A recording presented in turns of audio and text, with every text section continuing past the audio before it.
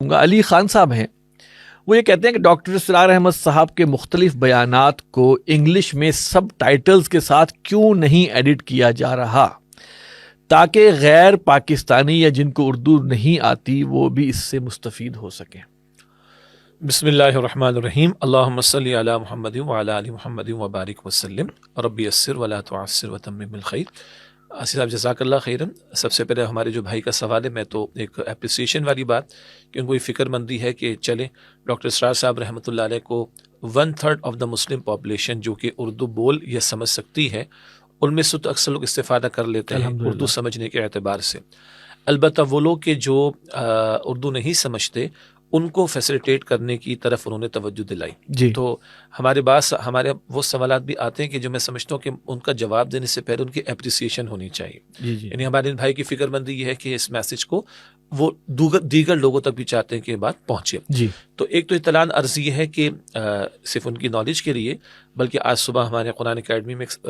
تنظیم کے زیر اہتمام کورس کے اندر سوال جواب کا سیشن بھی تھا، جی تو وہاں پہ ایک نوجوان نے کہا بھائی چلیں ڈاکٹر صاحب کا میجر کام جو ہے وہ اردو میں ہے تو انگلش میں ٹرانسلیشن ہونی چاہیے۔ تو میں نے گزارش کی کہ ہاں تھوڑا تھوڑا کر کے تقریباً کوئی 1 درجن سے زیادہ ڈاکٹر صاحب کے اردو کے کتابچے انگلش میں ٹرانسلیٹ ہو چکے اور مزید بھی کام جاری ہے۔ اب جو بات ہے وہ ذرا اس سے آگے کی ہے، جی سوشل میڈیا اور جو میڈیا کی جو بھی ایکسیسیبلٹی ہے گلوبلی، تو اس میں ہمارے بھائی کا خیال ہے کہ ڈاکٹر صاحب کے شارٹ کلپس ہوں یا بیانات ہوں وہ انگلش سب ٹائٹل کے ساتھ آنے چاہیے۔ تو زیادہ تو آپ اس پہ رہنمائی فرمائیے گا کیونکہ میڈیا کے ڈپارٹمنٹ کی ذمہ داری آپ کے کاندھوں پر ہے الحمدللہ۔ البتہ میری معلومات کی حد تک کہ اس حوالے سے کچھ کلپس ماشاءاللہ ماضی میں تیار بھی ہوئے اور جن کو سوشل میڈیا پہ اپلوڈ بھی کیا گیا، اور ہم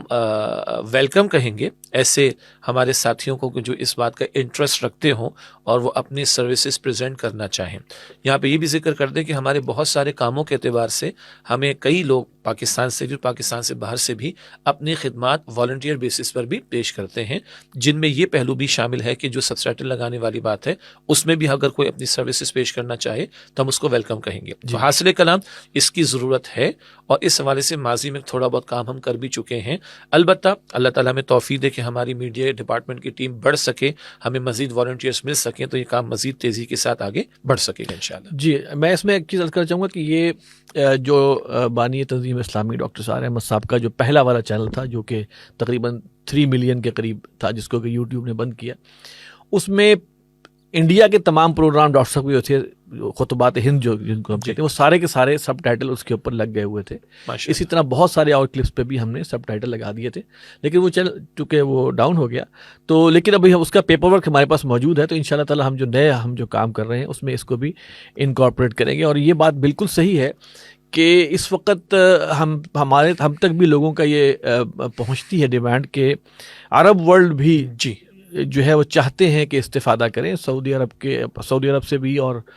عرب ممالک سے جو نوجوان ہیں اور جو لوگ دین کو سمجھنا چاہ رہے ہیں